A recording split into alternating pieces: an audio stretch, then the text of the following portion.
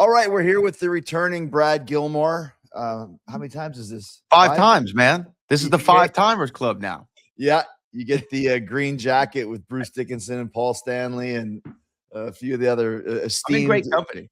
Very, very, very much so.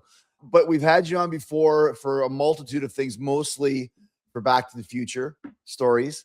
We're doing something different today, which is very interesting to me, which I didn't know a lot about. We're talking about, I guess we're talking about the documentary and the movie. The documentary is The Death of Superman Lives, and the movie is Superman Lives. So why don't we just jump right in, Brad, and kind of explain what we're going to be talking about here?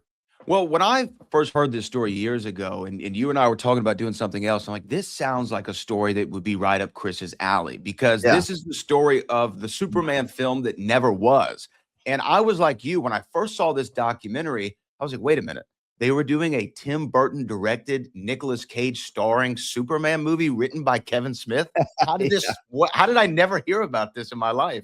And it wasn't until the documentary came out that was directed brilliantly by John Schnepp, who unfortunately is no longer with us, but it came out in 2015. And I was just, this story captured my imagination. And what was so great about it is there's so much out there. Because of this documentary, you could kind of start to see the vision of the movie that truly never was. And it made me want to see it that much more. Yeah, it's interesting to kind of delve into it. Because I've heard bits and pieces of the story before in Kevin Smith's stand-up. He talks about, we'll get into about Jon Peters and the giant spider and all that sort of stuff. But like you mentioned, the fact that they kind of was these three heavyweights, although Kevin didn't last very long, as we'll get into as well.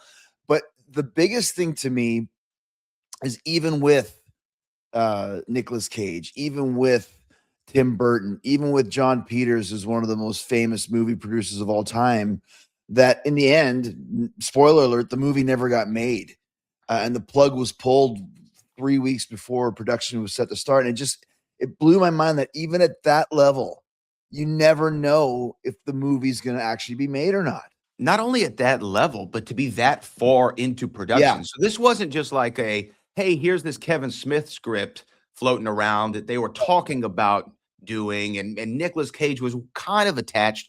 No, like, they paid Nicolas Cage. It was a pay and play deal, or pay or play. They paid Tim Burton. It was pay or play. Like, this script went through several different creations and 3 different screenwriters. This was into production. They were already designing things. The suit was real far along. So to think that they're that invested in the movie, and then to pull the plug because there's too many red flags going on with the studio because of the, and again, it's hard to talk about this movie and not talk about Jon Peters, which I know we will, because he had so much to do with getting this movie made. And I think a lot of the reason why maybe the plug got pulled on it, or at least one of the factors in it, but to get that far along in production and have tens of millions of dollars already sunk in, and just go, you know what, guys, we're going to pull the plug because we don't see a return coming for this movie. We don't see it trending in the right direction. And I mean, that's the most fascinating thing, that you can have, as you said, heavyweights, millions invested, getting ready to shoot even before a script was really even finished and agreed upon, but we're going to shoot this thing anyway. And then it all goes away. Yeah. After, basically years of planning and working on it, it just shows how hard it is to get a movie made in any way, shape, or form. It was going to be the first Superman film since Superman 4 Quest for Peace. So, for people obviously who know, Chris Reeves had this great run in the late 70s into the 80s with Superman, and Quest for Peace came out. And I don't know when the last time you saw Quest for Peace, Chris, was, but it is not a great movie. Yeah, it is awful. It's awful. The plot is, I think Lex Luthor steals a part of Superman's hair and makes Nuclear Man by shooting like a bomb into the sun or something like that. Yeah. Very weird movie. So it was kind of on ice, and really comic book films at the time were not seen in the light that they are today. This is pre-Batman Begins. This is pre-Iron Man. So really, you had the Chris Reeves Superman and Superman 2, which I think are the best of those 4 movies. And then it kind of trends downward, and Superman, especially in Superman 3 with Richard Pryor, kind of becomes more caricature. It's very campy. It's remnant of the 60s Batman series. So then when Tim Burton is attached to do Batman 89, which is also a Jon Peters script, or Jon Peters production, that is where really comic book films were back into the public consciousness of, oh, maybe these can be real popcorn movies that, yes, are silly, yes, are fantastical, yes, are over the top, but also have Jack Nicholson and Michael Keaton in them and bring a certain gravitas to the screen. So it wasn't until that 89 Batman that there was even talks of doing another comic book film, especially that of Superman. When it comes to money, most people want fewer surprises, clearer options, and better habits that actually fit into real life. And that's where TELUS comes in. TELUS began as a leading property management app, helping owners and managers collect rent, communicate with tenants, and stay organized. But now TELUS goes further, helping everyone grow their money. TELUS is reimagining how everyday people can grow by offering a high-yield savings wallet powered by real estate. The app includes a digital wallet designed to help your money go to work for you with a simple, clear experience built for everyday use. You can move funds in and out easily, track your daily growth clearly, and access your money whenever you need it with no processing fees and no locked up funds. And there are no fees to open or use TELUS. You can even earn better rates by engaging in positive financial behaviors like learning through TELUS Daily Trivia or setting personal goals for yourself. Learn more at telusapp.com or search TELUS, TELLUS, in the Apple App Store or Android Store. TELUS, earn more daily. TELUS is not a bank. TELUS is not FDIC insured.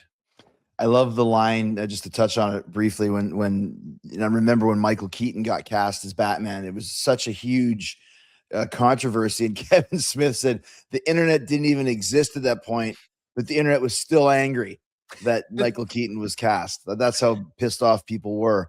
But that Do you recall that? Do you recall the Michael Yes, Keaton I do. conversation? Yeah. I do, because I mean, I was 18 at the time. So, you know, I remember being quite excited about Batman because I was a big Batman fan. But that, even for myself, I remember thinking Michael Keaton, like, I think at that point in time, we were all convinced it was going to be Schwarzenegger, you know, somebody like, because Arnold was so massive. You just wanted to see Arnold do everything.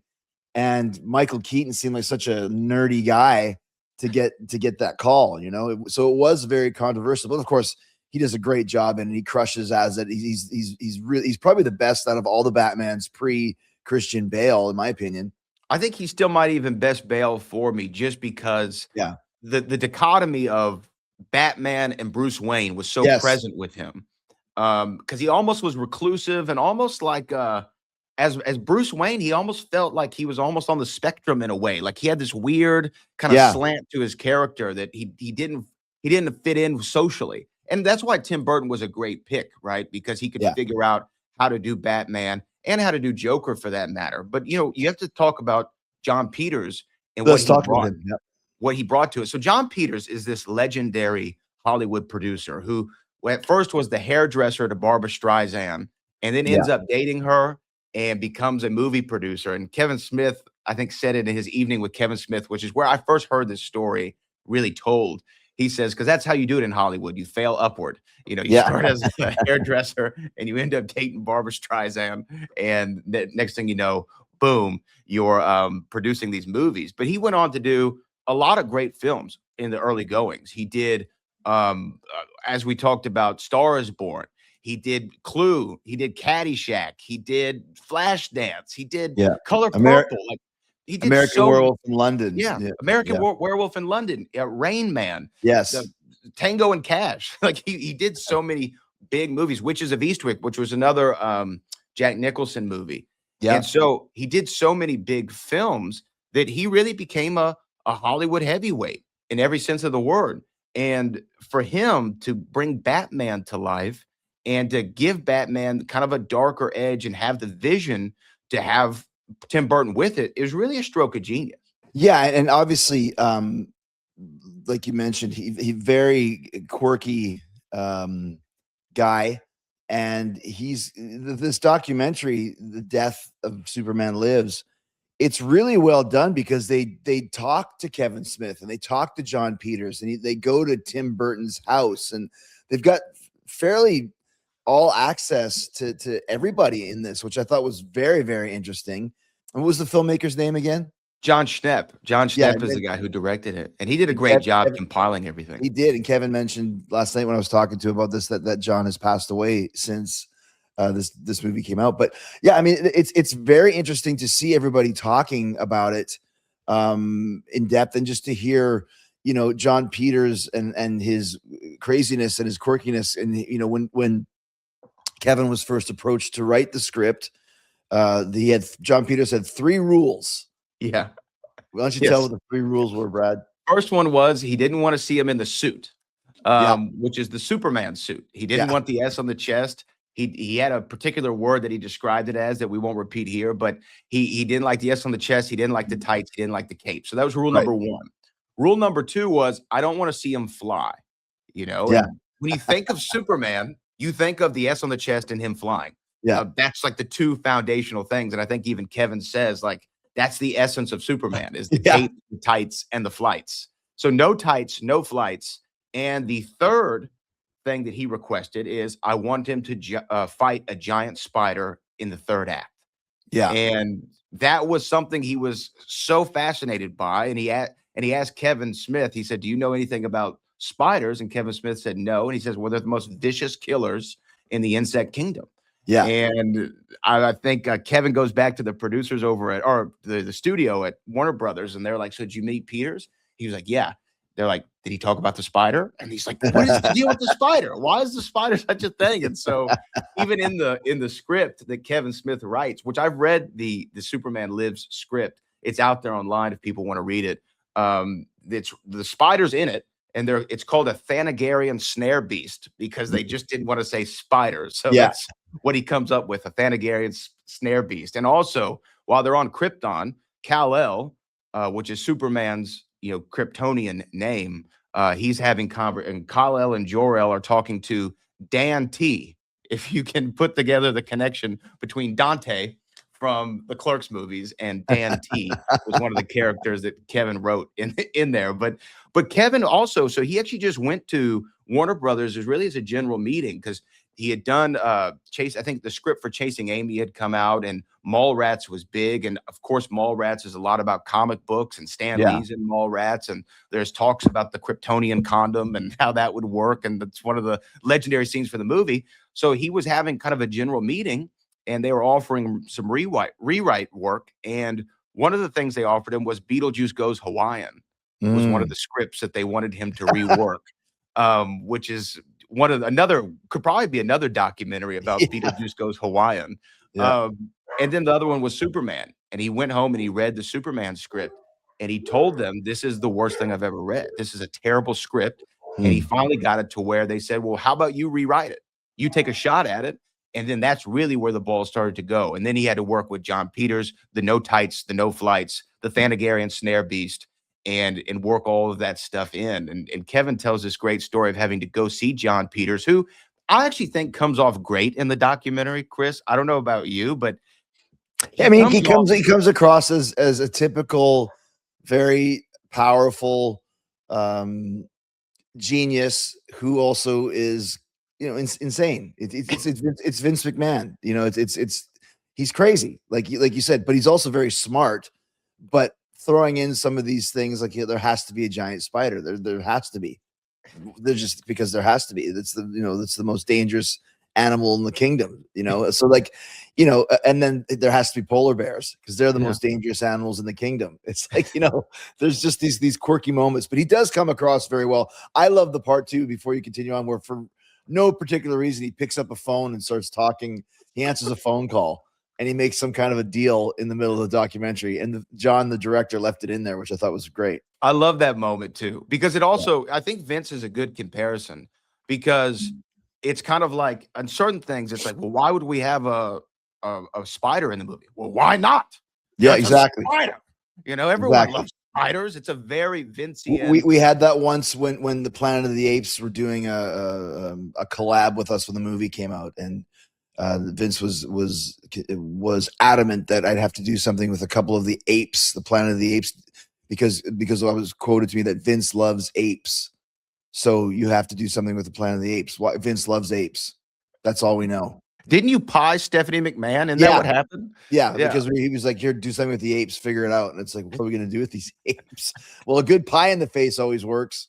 So anyway, that's a comparison there between a Jon Peters type and what kind of a guy he is. Well, what was smart kind of about Peters, it was really old school Hollywood in the sense of like, hey, I saw this in this movie, so let's put it in our movie. Yeah. Like I saw King Kong break through the gates, Right. and like let's put that as a spider in the movie. And then, hey, can Brainiac go? And because Brainiac was going to be one of the villains, can he go, find Superman's lair? And well, Superman's dead. Well, then put some polar bears there so he can Yeah. kill the polar bears. And we need an action scene every 10 pages. Yeah. It's just so old school Hollywood thinking.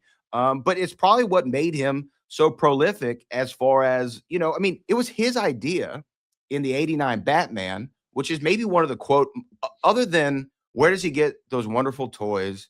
And I'm Batman and Dance with the Devil in the Pale Moonlight, some of the lines for the movie. One of them is, one of the most quoted ones is, "You want to get nuts? Let's get nuts." Yeah. And that's where he breaks the glass and he's having this whole moment of Michael Keaton's character. And that was something Jon Peters specifically wanted in the movie. He wanted that line. He wanted that scene.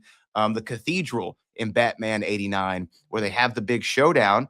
He actually, this is how crazy he is. He went and built the set, had it commissioned, had it built, didn't tell Tim Burton about it. It was nowhere in the script. He just wanted the cathedral scene in there and then told Tim Burton, oh, yeah. Almost like Vince with the apes. Do something with the cathedral. Yeah. Like, let's have this big scene. I already built it, so you got to work it in somehow. And so this was his kind of way of filmmaking, which for better or for worse, it got him to this moment. And he originally had the idea of, who would be a great Superman is Sean Penn. He saw Sean Penn in a movie and he said, Sean Penn's got the eyes of a killer, because he also, which is another great line in the documentary, he says that I think he had over 500 street fights. Yeah. And he was from the streets, just like Kevin Smith. He said, we're both from the streets. That's why we get Superman. and he goes, you can tell from the guy's eyes. It's almost like the line in Scarface. The eyes never lie, Chico. Yeah. You could tell from the guy's eyes that he's a real killer. And that's what I want my Superman to be, which honestly, Sean Penn's kind of an inspired choice, Chris, to play Superman. I don't know if it would have worked, but it's inspired. There's something about Superman that, I'm not the biggest Superman fan as far as the movies go, but I remember when they started using like Brandon Routh and all these other, who's the other cat that does it? Henry Cavill. There was something about Chris Reeve where he looked a little bit nuts. Like he was a good looking guy, not in a classic way. He was a big guy, but there was something about him that looked a little bit wacko to me, like maybe Jon Peters did the eyes. The other guys never had that, you know what I mean? Whereas Sean Penn has that. Like I can see why Jon Peters would think that, because there is a little bit, there's a little bit of a craziness to Superman. Even the comics that I read, at times he would lose it a bit, and I never really got that in the movie, except for the first couple Christopher Reeve ones. And then even when you see Nicolas Cage with the long hair, which he has in this, and Nick's a little bit of a weird guy too. So I thought that was an interesting choice. I think Sean would have been an interesting choice as well. Well, Nick Cage, probably the best choice for this particular iteration of Superman, because you're doing the death of Superman story. So that's what the premise of the movie was going to be. Where in DC in the 90s, comic book sales were down. No one was really going out and buying them. This is also at the tail end of the Schumacher universe of the Batman movies, which after Tim Burton did Batman Returns, which was considered to be too dark for the time. It wasn't the popcorn movie that its predecessor was. That's when they shifted and they did Batman Forever with Val Kilmer, which had Jim Carrey famously as the Riddler and Tommy Lee Jones as Two-Face, which is actually another great casting. Tommy Lee Jones. I didn't love the movie, but I love Tommy Lee Jones in it. And apparently he and Jim Carrey hated one another, or maybe he hated Jim Carrey. And Jim Carrey tells this great story of during production, they see each other out at dinner and Jim Carrey goes up to him and says, "Hey, Tommy, how's it going?" And Tommy Lee Jones looks at him and says, "Jim, I can no longer sanction your buffoonery." that was their whole relationship. But again, so this is where we are. And then, 97 is when they do Batman and Robin, which is with Arnold Schwarzenegger. and Uma Thurman, and it's kind Yeah. of George Clooney with the Batman nipples Yeah. and Yeah. the Batman American Express card. It goes way over the top. Yeah. So in the 90s, the comics aren't moving like they are. So DC makes this incredible choice, really. Let's kill Superman off. Let's just kill him off. His character's not doing well in the comics anyway. He's Yeah. considered to be the first comic book hero, and he's kind of unstoppable. Only a little rock hurts him, which is the kryptonite. So, like, let's kill him off. Let's do the unthinkable. Let's kill Superman. And so that's what they did in the comics, and it revived the character. It revived people's interest in the comics because it was covered on every news channel, every Entertainment Tonight type show, every local morning show. The Tonight Show did the jokes about it. Like, it was a huge kind of cultural event for the comic books. So then when you have this renewed interest, it's like, well, let's bring that story to the screen and let's have Doomsday be a part of it. So that was the essence of the story. So when you want to do the death of Superman, you want to have somebody like a Nicolas Cage, somebody who can really play that character weird. I think Jon Peters says in the documentary, when you look at Nicolas Cage, you believe he's from another planet. Just the way that he operates and the way that he moves. And there was this really interesting thing where he was talking about what you were saying, the dichotomy of Superman and Clark Kent, which I think that, again, Christopher Reeve did the best. Yeah. When he was Superman, his chest was broad, the shoulders were out. When he was Clark, the shoulders were more in and withdrawn, and he was kind of a little bit more slouchy, even nerdy. Nerdy. He had this 6'4", 6'5" frame. And I think the guys like Brandon Routh and David Cornsweet, who's the new Superman, Henry Cavill, they all just kind of do I'll put the glasses on. Yeah. I'm Superman. I'm Clark Kent. Exactly. You know, yeah. And there's no change in their demeanor. It's kind of like Dean Cain did the same thing on the show. It was just like, I'm wildly handsome in Superman, and now I'm even more handsome because I have glasses and intellect.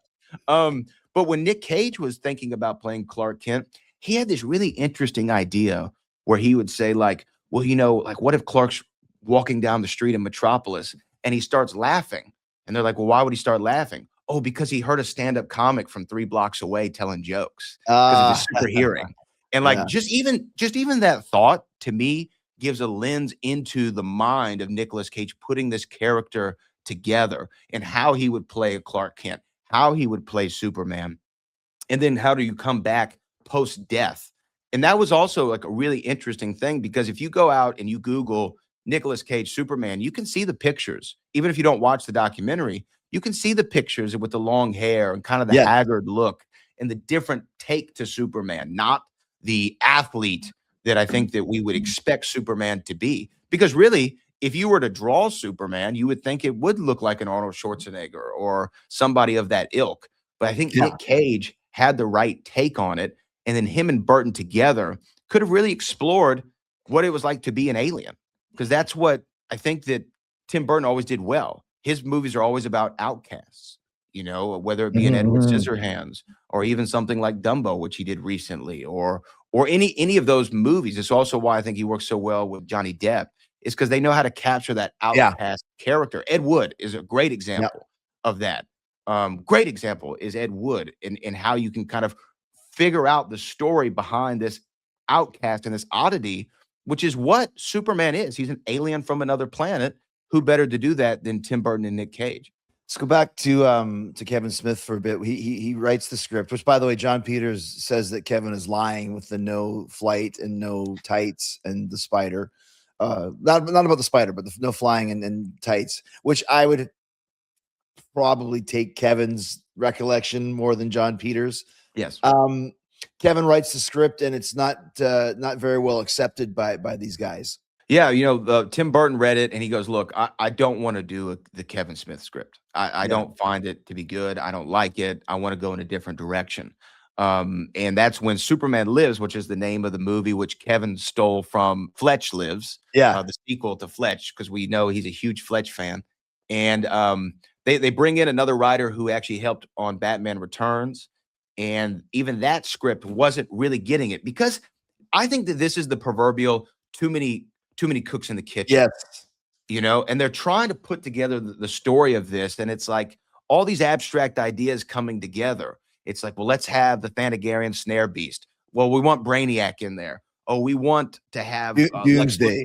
We Yeah. want Doomsday. We need Yeah. all these elements. And it just seemed like it was just such a hodgepodge. And then the art department would start designing one thing, and then Jon Peters comes in and is like, I want Brainiac's ship to look like a ape skull, and it's like, so then they're building the ape skull. And there was even talk that at one point they were designing the suit, and I think Jon Peters and Tim Burton had a conversation of, let's put Superman in corduroy.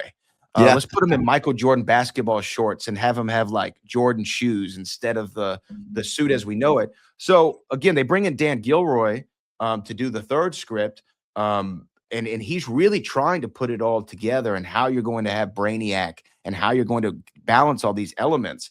And again, I think that this is like a great example of, hey, wouldn't it be cool if we did this movie? But there's no real idea for the film to really be able to bring this to life. Because when you start thinking about the giant spider, Brainiac, Lex Luthor, Doomsday, killing Superman off, bringing him back, and figuring out how to all do this in a 2-hour movie. Yeah. You're thinking this is going to be a $200 million, $300 million film in 99, which by today's dollars would be insane. It'd be a $600 million movie to be able to bring this to life. And it just seems so over the top. And I think that's why why Kevin couldn't do it, why the gentleman they brought in from Batman Returns or Dan Gilroy, why they couldn't figure out how to really crack this is because it was so large in scale and there wasn't a unified vision. You probably remember this from, putting together a match when you're trying to figure out the finish and you can't really figure it out. And you go ask maybe Pat, and then you go ask Vince, or you go ask Bruce, and everyone has a different idea. Oh, you can do this, this, and that. And then it just doesn't really ever fully come together. And I think that was the issue with the scripts and why Kevin couldn't crack it, or even Dan Gilroy. Is that why? Because John even says he thinks Kevin's a very amateur writer. What didn't they like about Kevin's script? I think it wasn't so much Kevin's script. I think that Tim Burton didn't want. Once he got involved. I think once he got involved, he's like, I'm going to do this my way. Yeah. Okay, we'll throw in the spider and the polar bears and all that, but everything else I don't want to do. And when we think about where Kevin was in his career, this is after Clerks, which was this indie darling and everybody loved. He comes back with Mallrats, which Mallrats is a movie that I love of his, but wasn't really commercially or critically successful at the time. It found an audience later.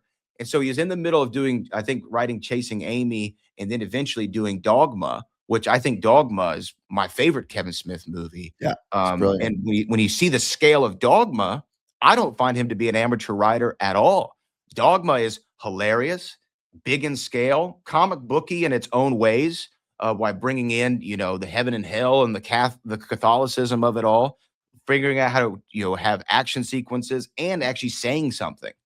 Dogma has a very clear message for people. And so I think that Kevin was not an amateur writer at all. And the dialogue, if you go through the Kevin Smith script, the dialogue is great. It feels like a comic book. It feels like somebody who's a fan of Superman wrote this, because they don't refer to him as Superman a whole bunch. He's like Man of Tomorrow, Man of Steel, the last son of Krypton, and just really comic booky. And maybe that was where Tim Burton read it, because Tim Burton is not a comic fan. He didn't read comics. Jon Peters didn't even know who Kal-El was when Kevin Smith was reading, because another great thing is Kevin had to come read the script to Jon Peters. Like literally read it out loud, and then he goes, "What do you want me to tuck him in after too?" What do you want me to tuck him in after? So he leans back in his couch and puts his hands up like a movie, like a cinema screen, and goes, "Okay, go." And he didn't even know who Kal-El was. He didn't know who Krypton was. So these are people who are not comic book fans trying to make a comic book movie. And perhaps Kevin was just too much of a comic book fan. Yeah. So he wanted to throw all these elements that he knew would pop him as a longtime reader of Superman, and it just wasn't connecting with Tim Burton's vision. Yeah, exactly. So, and then also too, that's what Kevin said. He knew that his goose was cooked once Tim Burton got involved, because he was like, "Oh, Tim's involved. Am I still in?" They're like, "No, you're gone. No, you're out of here." But he still but they kept elements of his script. They kept elements of it. And to me too, when you think about going back to Nick Cage, and what he was going to do with this character, thinking about it and really putting thought behind it. I mean, this is a guy who named his son Kal-El. Like his son is named Kal-El. This is how big of a Superman fan he is. I think a lot of people don't realize Nicolas Cage is actually the nephew of Francis Ford Coppola. Mhm. So he's a member of the Coppola family, and he didn't want to have that stigma Yeah. attached to him. So that's why he went with the last name Cage, which is actually from Luke Cage in the comic books, is where he got his name from. So this is another guy who spent a lot of time around comics, huge Superman fan, and he probably was bringing ideas that maybe weren't lining up with Tim Burton, that wasn't lining up with Jon Peters or the studio. And again, I think that there just wasn't the singular path. There wasn't the, here's the movie we're making. We've talked about Back to the Future a lot on this show, and Back to the Future works because everybody was making the same movie. Yeah. Everyone was on board. They all saw the vision. They all wanted to execute the script as it was written. The script, one of the best written of all time, and written by two guys, one of them who's the director. In this thing, you have this script gets passed to this guy, and then this guy takes elements, and then he rewrites it. And by the time you get to the end of it, it's such a hodgepodge of everyone's ideas. There's no connective tissue that makes this movie good on the page. And I know you've done a lot of film, and you've done acting, and you've done so many things. If it's not good on the page, it's not going to be good on the screen. Another thing they spent a lot of time, like this documentary, which you can see on YouTube, The Death of Superman Lives. They have a lot of great behind the scenes footage and kind of like the inside baseball on the movie making, including the making of the costume of the suit, which there's a couple different versions of it, but it's really interesting how they delve into how they wanted to make it different from the tried and true, red underpants, blue bodysuit version that we know. Yeah, I mean, it had this kind of interesting, almost plastic, crystallized, like flesh-like, flesh-like exoskeleton. Is how they almost looked at the suit like. And Steve Johnson was the costume designer, one of the guys brought in to kind of help visualize this. And Steve Johnson, people don't know, like I think maybe one of his greatest, contributions to cinema is he created Slimer in the Ghostbusters movies, like what Slimer looks like. This was Steve Johnson's brainchild. And when you see some of the costuming, yes, it's these plastic kind of conformed pieces and this really rubberized exoskeleton. And they spent so much time developing.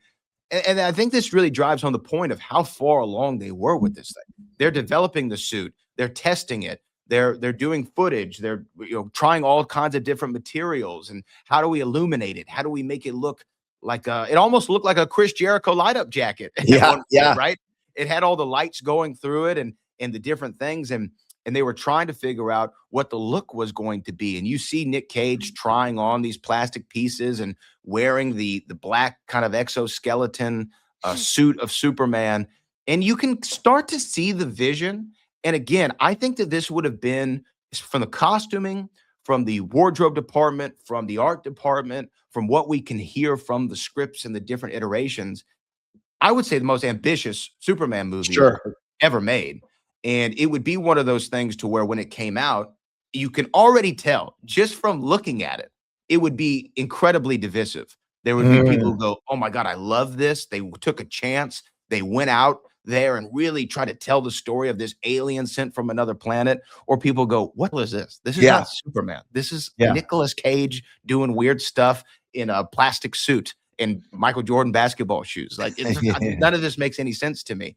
And but I do think, what did you think of some of the costuming? I thought it was really cool looking. I thought it looked amazing. They had a couple different costumes for Superman, but the one that we were mentioning that was kind of like this plasticky, fleshy, there's a word that we're both searching for, but we can't find it for what the suit was. But it looked really interesting to me, which I like because it is different from the norm. I like the fact that he had long hair, because at the time Superman had kind of longish hair.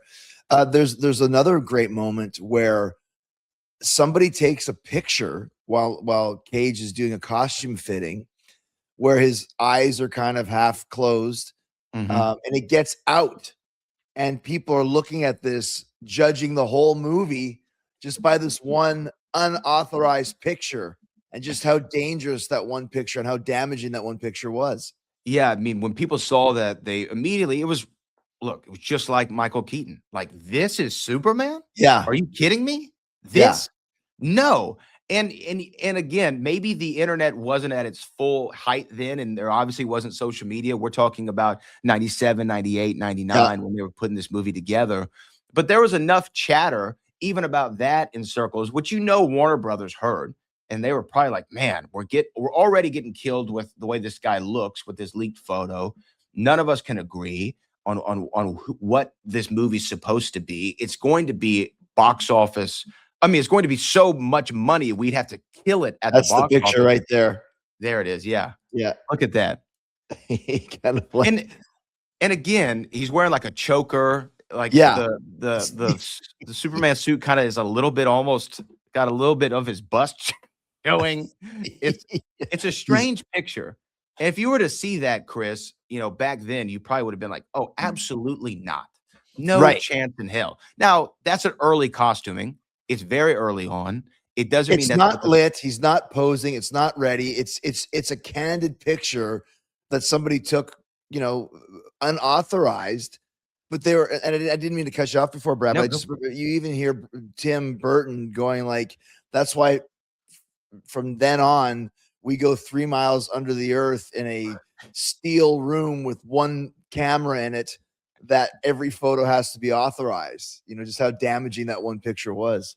And yeah, it was so damaging. And you're right. I mean, he points that out, and you kind of see why people after this movie made the decisions that they made moving forward, because it had such an impact on them, especially a guy like Tim Burton, who at the time, I guess this would have been his biggest movie ever if he were able to do it. And this is Nicolas Cage coming off of leaving Las Vegas and The Rock and Con Air and Face Off, Snake Eyes. So this would have been right in the middle of his big run as He Nick won an Cage. Oscar, I think, as well, right? Yeah. Won the Oscar for leaving Las Vegas. Yeah. And this is before kind of Nick Cage. I guess he went down for a little while and was doing like a lot of direct to DVD movies and not to the prominence of what we thought Nick Cage. And this could have been the thing that really catapulted him to mainstream A-list forever status. And then when you think about some of the other names that they were throwing around as to be a part of this cast, some of the lowest lanes they thought about: Julianne Moore, Courtney Cox, Sandra Bullock, all were considered for Lois Lane, which I think they all would have actually done a great job. I would have loved to see Sandra Bullock and Nick Cage as like a 1-2 punch. And then even Christopher Walken as Brainiac. Yeah. That's another just inspired casting choice. He does his whole like Walken thing as Brainiac. And you would also believe that he is some extraterrestrial from another planet. Yeah. I already do. So it wouldn't be a big it was stretch. great. Kind of, I paused it on a couple. They showed the casting choices, who they would want to go after. And even the Jimmy Olsen was very interesting. All the different, like Paul Rudd and those types of guys. Chris Rock. Yeah, exactly. Oh yeah. Chris Rock even came to set when they were filming Dogma, and told Kevin Smith that he was going to be playing Jimmy Olsen. So, I mean, you had kind of the cream of the crop of these 90s actors. Because once again, Sandra Bullock's at her peak then. Chris Rock is at his peak as a movie actor as well. So it was the movie to be in. Like, this is how far down the line all of this had gone. And to me, to pull it when they did, to pull it with where we're seeing sets built, we're making the costume, we've got the cast pretty much lined up, we're in the third draft of a script. We've already paid Tim Burton between $5 and $10 million. Which is and Nick Cage. And we've paid Nick Cage, and we got the rights from Peters. They must have seen so much going left in order to pull it at that moment. And I think there's another element that we've hit on that really made this movie, gave them cold feet on this movie, and that has to be Batman and Robin. Batman and Robin came out in 97. This is George Clooney, Chris O'Donnell, Arnold Schwarzenegger, Uma Thurman. This is the fourth film of their Batman franchise, and it's the most critically panned film, I think, maybe in comic book movie history. George Clooney was doing his best that he possibly could with the material that he was given. But this is when movies were made, Chris, to be toyetic is the word that they use for it. Is toyetic? Toyetic. How can we make toys out of the movie? Because the movies, and this is really going back to Star Wars. George Lucas, he didn't make the most of his money from the film itself. He made it from the merchandising, from the Mhm. lightsabers, from the action figures, from the Millennium Falcon, Legos or whatever it might be. So that's where people started thinking about, especially in those Schumacher Batmans and that fourth one. Everything is very stylized. It's very colorful. It's Yeah. very over the top. It's what a kid would want in a Happy Meal. It's what, Mhm. a kid would want to go to Toys R Us back in the Yeah, day yeah, and yeah. buy.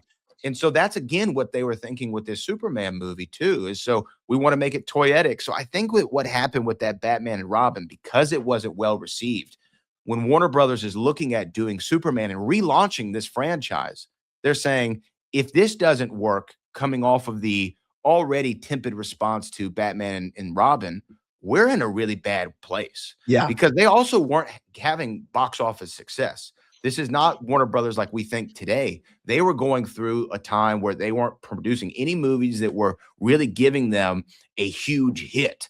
And so they needed this movie to work. And if it didn't, they might be really looking down the pipe of potential bankruptcy. I mean, just depending on how much this movie cost them. And then that's the thing. They show a really kind of cool, almost a montage of movies that had come out around that time frame that had bombed, which gave them cold feet. I think not just from the comic book element, I think from the big budget movie element, And it's interesting because they have a lot of executives. There's one Lorenzo, can't remember his last name. Bonaventura, yeah. Yeah, he was kind of the head of the studio at the time. And these guys are very candidly saying, like, when you start talking about a movie with $150 million budget or whatever it was going to be, it's not even about the quality of the movie anymore. It's about, like, can we take the chance this is going to bomb? It doesn't matter if it's freaking, Gone with the Wind or Titanic. Like, we don't even know. And Jon Peters is even saying, would we have made the money back? I don't know. Like, when the producer's telling you he's not sure, but roll the dice. It's like, no way. You roll the dice with $150 million, right?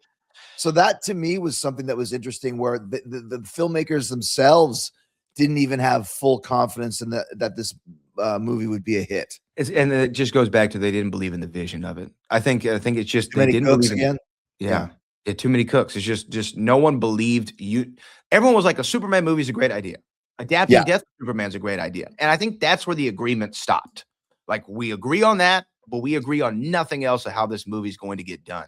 And to me, when Lorenzo, as you mentioned, who was the head of the studio at the time, he's having to look at the financials. What can we project this film to make? What are people saying about it? Yeah. What's the buzz around it? Do people want to see a Superman movie? Because I'm like you, Chris. I'm not a big Superman guy in general. I know that he's a huge, obviously one of the biggest comic book heroes of all time, and kind of a part of the American pop culture consciousness, and a huge touchstone for truth, justice, and the American way. But anybody who likes superheroes, they're like, no, I'm a Batman guy over Superman. I like Batman, and then you see what they did with Batman, who I think people universally agree is the cooler of the two heroes. So you're looking at what happened in the 97 Batman and Robin, and you're Lorenzo, and you're already like, okay, we haven't made a good Superman movie in, at this time, 19 years, maybe? 15, 19 years since Superman 2 came out, which I think is 79, 80, somewhere around there. Yeah. And so we haven't made a Superman movie in that amount of time. The only thing we made that was successful was really one Batman movie. Because Batman Returns, I don't know how you feel about it. It did feel like a departure from the 89 Batman. And that's the one with Penguin and Catwoman, right? Yeah, where it went real dark, very dark. And it didn't have any fun to it. And then they went completely the opposite with the next two and brought in Shoemaker and was over the top. And so the tone wasn't there either. So I just think that there were so many elements and so many factors that came into play with this, that they just weren't ever going to be able to get this kind of Superman off the ground. And really the interesting thing to me, though, is they spend all this money, they pull the plug. This is 1999 when the movie is supposed to come out. And then 7 years later, they make probably the worst Superman movie of all time with Superman Returns, which is another snooze fest. It's a boring movie. The climax of the film, Superman punches an island, like he punches a what? He punches an island. That's like the big payoff. He punches an island, and Kevin Spacey, who was in the 2006 Superman Returns, was also supposed to be Lex Luthor in this Superman Lives movie, so he was obviously still attached for a long Yeah. time. But it was just I just think that they were a victim of so many circumstance at once. And Cooks in the Kitchen, box office performance, even audience interest, especially after that leaked photo gets out, they had just so much going against them that, as inspired as some of the choices were going to be, they just did not have the juice in order to get this movie made and get it done and be able to, like you said, figure out if it was financially successful. Because who knows, critically, it could have been the most amazing Superman movie ever made or the worst one. But then you still have to think about the commercial success of it. And did we have enough juice there in order to make the money back? And when Jon Peters is like, I don't know. And this is a guy who's been around. He's like, I don't think so. Maybe. Perhaps. Especially after all the bombs that had preceded it from Warner Brothers. But just to add on what you were saying, like, we all know Superman, and we all know, like you said, first superhero, truth, justice, the American way. I don't know anybody that says Superman's their favorite comic book character. Like, nobody. Like, and I'm not as into the comic book world as I once was, but I was into it big time. And there would be nobody that I knew that said Superman. Like, really? Like, that'd be like saying, like, what? Like, oh, my favorite band is U2. Like, who says that? Like, they're huge, but like, it's your favorite band ever. Yeah. Bono really does it for you. Yeah. Well, and I think that's a great comparison. I actually think that's a phenomenal comparison of U2 and Superman because, yes, we know that U2 is great. We know that Bono's great. We know that Superman's great. But, give me something a little bit heavier. Give me something with some grit to it. I want to hear some, drop D guitars, and I want to get a little heavier with this thing. And that's what Batman always was. And really, even to a different extent, when you think about Marvel, you think about Spider-Man came just a few years after this movie was supposed to come out. Yeah. Spider-Man came out in 2002, and Spider-Man became the object of everyone's desire in the comic book realms, and how well Tobey Maguire did, essentially a Superman, because he is this nerdy guy, Tobey Maguire in 2002. Yes. And he's able to come into this huge superhero, and you buy the dichotomy there. So he kind of took the mantle, he being Spider-Man, of what Superman once inhabited. And then you have this great rogues gallery of all the villains in the Spider-Man universe, and then Batman as well. Batman Begins comes just a few years later before Superman Returns in 2005, I think, is when Batman Begins comes out. And that, to me, is where comic book movies change forever. Batman Begins, Dark Knight, Iron Man all came out in a 3-year period. Right. That's where everything changed. And that's where you can maybe go, now let's take a grittier look at Superman. And they brought in Henry Cavill. They tried to do the Man of Steel movie. And again, that one didn't work. I don't know if they've made a good Superman movie since Superman the movie. I really don't think that they have. Because did you see the one that just came out last year? No, because I kind of, Brad, fell into the category of, like, I know the story. I don't need to see another one. Like, I didn't the last one I saw, I think, was Superman versus Batman. Yeah. Is that Yeah. Ironically enough, when Kevin Smith was writing his draft of this movie, Superman Lives, he envisioned Ben Affleck as Superman at the time, and that's who he was kind of writing with the idea in mind. Right.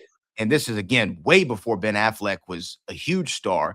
This is when he's still doing independent movies with Kevin, and he's coming off Mallrats and Dogma. They did Good Will Hunting, but nowhere near kind of an action star. And then he would, of course, later on to become Batman. Right. In the movie that you're referencing, Batman versus Superman. But I'm with you. Even this last one, it was cool. It was very James Gunny. If you like Guardians of the Galaxy, which I think is one of the great comic book movies ever made. Yes.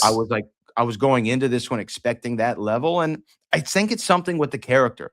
The character is just inherently hard to invest in, because in this one, he kind of gets beat up the whole time. So you go the opposite way, where he's not the huge superhero that can beat anybody. He doesn't want to hurt a squirrel, and he's getting punched in the face all the time in the new Superman movie. So I think it's just so hard to find the right take on it, which is why I really appreciated what Nick Cage was going for, especially again, going back to the way he was thinking about Clark Kent and how to differentiate him, the way he wanted to be reborn as Superman with the longer hair, more grittier look. This is what I'm talking about, to making it a little bit more metal, a little bit heavier, Yeah. a little bit edgier. We need something different with Superman.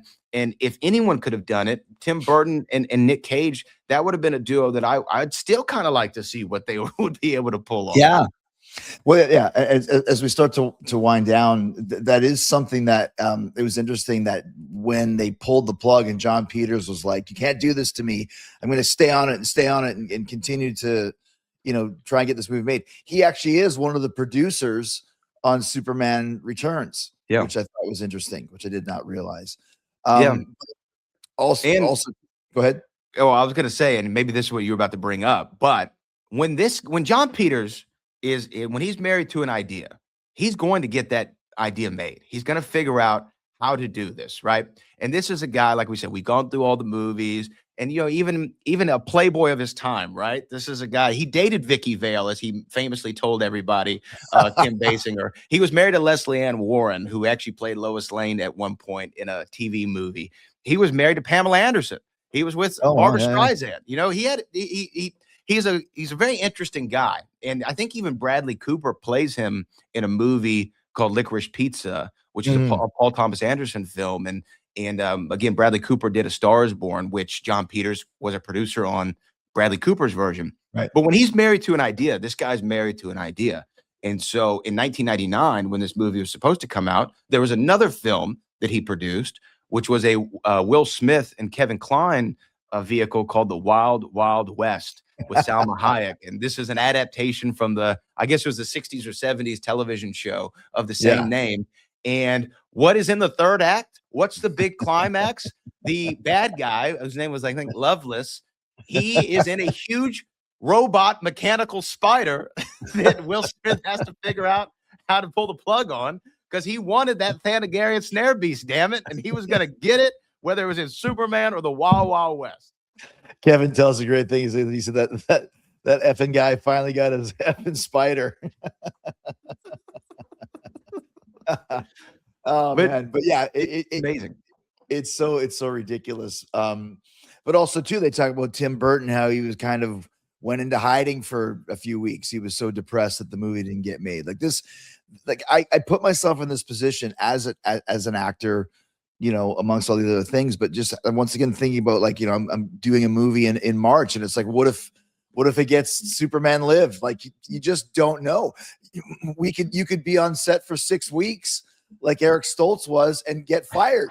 Like, you just don't know, right? It's so hard to get anything made and approved. Well, and here's the thing. Think about maybe it was 2024. They filmed, produced, shot, edited the Batgirl movie. And this is where Michael Keaton's back as Batman. Brendan Fraser's the bad guy. And this is him coming off of his Oscar for The Whale, the Darren Aronofsky movie. Yeah. And they pulled a plug on it. It was done. And they said, nope, we're not going to be able to recoup our money. We're putting it on the shelf. And no one's ever going to see this film. That's insane. I didn't know that. Yeah. And so this is sometimes what it looks like Warner Brothers in DC, but it seems like sometimes this really does happen, even with huge IP. Yeah, I mean, this was Leslie Grace, J.K. Simmons was in the movie, the Batgirl movie, as Commissioner Gordon, and it was shelved, never to be seen again. That's insane. I'm just looking at it right now. Budget is $90 million, so they shelved it because they didn't think they could. And once again, that's Warner Brothers, due to the company's cost-cutting measures and a refocus on the theatrical releases. That is absolutely insane. There's the next documentary someone's probably making. Someone needs to make it. But to think about that, so we could have had a Superman movie with Nick Cage and Tim Burton, and there is a Batgirl movie with Michael Keaton as the Batman in the movie. Can you imagine filming a movie for whatever it is, 3 months? I mean, everyone's paid. That's crazy. So no other studio can buy it, or there was actually something, I think it's called, is it called Acme versus the Roadrunner or something like that? It was a John Cena movie. Cena was involved. Yeah, Cena was involved. They did the same thing to that movie. They shelved it. Warner Brothers did, just like they did Batgirl. But then another company called Ketchup Entertainment bought the rights to it to distribute it. So could it be done? Sure, but is Warner Brothers going to let go of their Yeah. IP of the Batman universe? No chance in hell. Man. Unless they get a real big paycheck. Maybe like a streamer, like a Netflix who seems to be buying everything, or But it's amazing that they Amazon. wouldn't take the project to Netflix, or whatever, Amazon Prime or whatever it may be. But that's, like I said, that's a whole other story. But last Yeah. few things about Superman Lives. So in your opinion, with all the stuff you said, you've read the script even. I did. Do you think it would have been a good movie? Do you think it would have recouped if you had a crystal ball and with the buzz that may or may not have gotten? I think it would have been a huge bomb. I really do. Really? I Really? do. Okay. I just only because there wasn't the unified vision. Yeah. Is what I keep coming back You to. keep going back to that, yeah.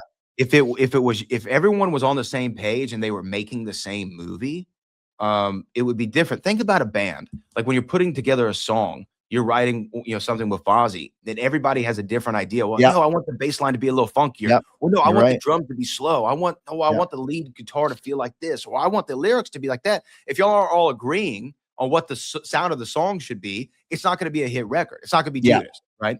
So I think it's the same thing with this. Is everyone was thinking about it differently, and there was just no way for it to be successful. It would have been one of those movies that we would be talking about right now. Man, they really screwed up that Nick Cage movie, didn't they? Like, they had something.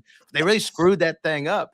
And that's what I think ultimately would have happened. And what that does to the careers of someone like Nick Cage and a Tim Burton going into the future, I don't know. I really don't know what could have happened for those guys, because Tim Burton would go on to do Sleepy Hollow, Planet of the Apes, Charlie and the Chocolate Factory right after this. But still, if Superman bombs, is he able to make these movies? Do people buy him as the guy anymore? Do people look at Nick Cage different? Does he go on to do Gone in 60 Seconds and then eventually Ghost Rider to get his comic book movie in there? I don't know. I think it's like, I think when you have a big bomb like that, like for example, my good friend Eli Roth with Borderlands, it was a huge bomb, but everyone just moves on. It's the studio that takes the brunt of it. And I think that's the reason why the studio pulled the plug. As much as the creative, the Tim Burton and the Nicolas Cage, they would have gone on and still done the thing. It's the studio that gets stuck with a $150 million, receipt. So I think that's one of the things. It was very interesting to see the studio go, listen, or even with Batgirl, hey, we would rather spend the $90 million on the budget and not another $90 million that it's going to cost to get this thing out there, and another, $40 million to advertise it. Let's just cut our losses and be done with it. So it's probably a huge, huge move to make, but the studio has to protect itself. They have to protect itself at the end of the day, and they just didn't see the dollars and cents of it. And I think that's one of several elements, but I think that you're right. More than anything, if the studio isn't buying into it and they don't want to put the money in, because here's the thing too, when studios do make movies that aren't that good and they know that they're not good, the publicity and advertising isn't there. They don't put the same money into P&A. They don't release it in the summer. They'll release it in late December, early January, maybe February, and because they know they're going to get slaughtered. So there's a lot of factors that go into it, but this story and this documentary was so fascinating to me, of the movie that almost was, that I knew that you would appreciate it. And I'm sure Kevin still talks about this movie, of what could have been with it. And I just really urge everybody to go check it out and find out more about this story. And who knows, maybe someone will want to produce that script someday. I don't know. Last question. Is there a scene that you would have liked to have seen? The Thanagarian snare beast. How do you not want to see with the little spiders coming out of the mouth and stuff? That would have been killer. How do you not want to see that? What about you? I like the idea of a Brainiac and Lex Luthor. They were calling him, was it Lutherac or? Yeah, where they're one side of the head is Brainiac and he turns his head around and it's Lex Luthor. Yeah. That would have been interesting to have Kevin Spacey and Chris Walken on the same head. Right. Brad, it's always good to talk to you, man. And I appreciate you coming up with these awesome topics to discuss. I look forward to the next one. Me too, Chris. Always a pleasure, sir. Cheers, man.